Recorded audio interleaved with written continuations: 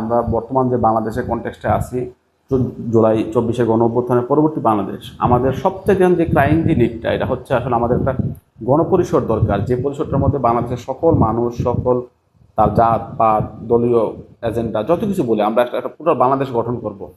ওই বাংলাদেশ গঠন করার ক্ষেত্রে আমাদের যে ধর্মীয় উগ্রবাদ, জাতিগত উগ্রবাদ, দলীয় উগ্রবাদ এবং পরাজিত ফ্যাসিস্ট শক্তি সবাই আমাদের এখন আবার মাথাচাড়া দিয়ে উঠতেছে। এখন তারা আবার ঐক্যবদ্ধ হইতেছে তৌহিদি জনতার সাথে, তৌহিদি লীগ, আবার যারা উগ্রবাদ নানানভাবে খেলাফত চাইতেছে, এটা চাইতেছে, এটা চাইতেছে।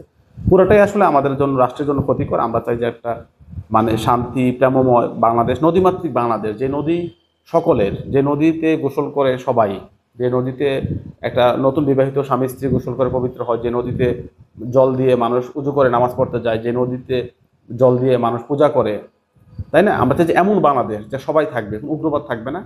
এর জন্য আমাদের পরস্পর প্রেম দরকার।